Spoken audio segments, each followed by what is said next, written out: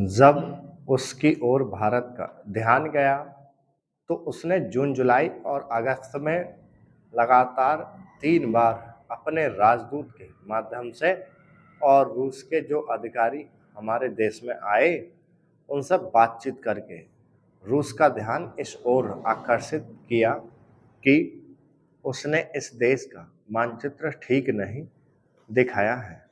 प्रश्न यह है कि जिस मानचित्र के बारे में हम चर्चा कर रहे हैं उसके बारे में हमें चिंता होनी चाहिए या नहीं। मैं समझता हूँ कि अगर दुनिया का कोई देश हमारा मानचित्र सही ढंग से नहीं दिखाता है तो स्वाभाविक रूप से देश को उसके बारे में चिंता करनी चाहिए।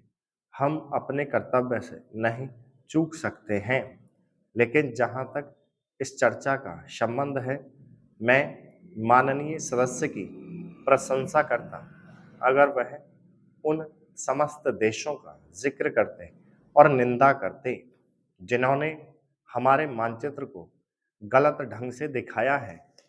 उदाहरण के लिए पाकिस्तान को शिकायत है कि उसके मानचित्र को केवल रूस, इराक और मिस्र ने ही नहीं बल्कि अमेरिका ने भी गलत दिखाया है।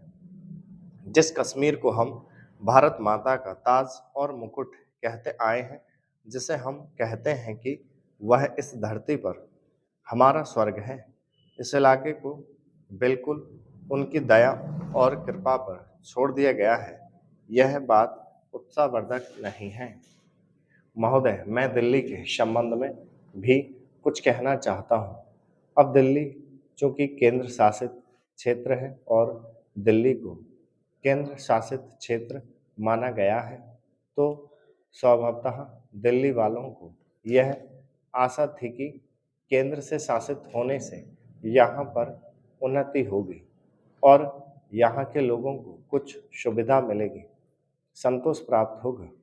किंतु मैं यह देख रहा हूँ और लोगों में भी यह भावना बढ़ती जा रही है कि जब से यह केंद्र शासित क्षेत्र हुआ है, तब से शासन में निरंकुशता आने लगी है और लोगों की ओर ध्यान कम दिया जाने लगा है।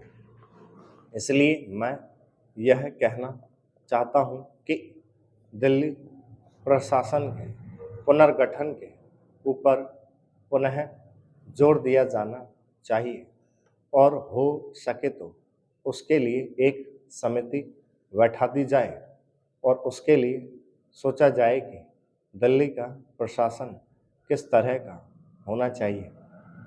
मैं चाहता हूं दिल्ली के प्रशासन के संबंध में आप विचार करें। भ्रष्टाचार के संबंध में यहाँ बहुत कुछ कहा गया है, मैं पुनः उसको दोहराना नहीं चाहता, किंतु इतना अवश्य कहना चाहता हूँ कि आज देश में जनता का जो नैतिक स्तर है वह दिन प्रतिदिन गिरता जा रहा है। सरकार को यह सोचना चाहिए कि उनका वह नैतिक स्तर किस प्रकार उठाया जाए और किस तरह से लोगों की भावनाएं बदली जाएं, किस तरह से लोगों में अनुशासन रह सके। इसके लिए सोचना अत्यंत आवश्यक है। हम जब भ्रष्टाचार की बात कहते हैं तब यह तो सभी मानते हैं कि भ्रष्टाचार है और इसमें कोई दो राय नहीं है कि भ्रष्टाचार मौजूद है। छोटे से अधिकारी से लेकर बड़े अधिकारी तक यह फैला हुआ है।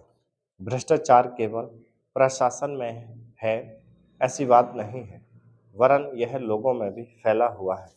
जब करों की अदायगी का प्रश्न आता है तब दो दो खाते बना लेते हैं और आयकर की चोरी करने का प्रयत्न करते हैं और कर से बचने के लिए भ्रष्टाचार करते हैं। जैसे बगैर दोनों हाथ के ताली नहीं बच सकती, ठीक वही बात भ्रष्टाचार के संबंध में लागू होती है। भ्रष्टाचार के निवारण के लिए जितना अधिकारियों का कर्तव्य है, उतना ही कर्तव्य जनता का है। अधिकारियों को तो सतर्क रहना ही चाहिए, क्योंकि यह जो संसद है वह कानून बनाकर उनके हाथ में दे देती है। उसका कार्यान्वयन करने के लिए जनता और नौकरशाही को सहयोग से कार्य करना चाहिए। स्टॉप।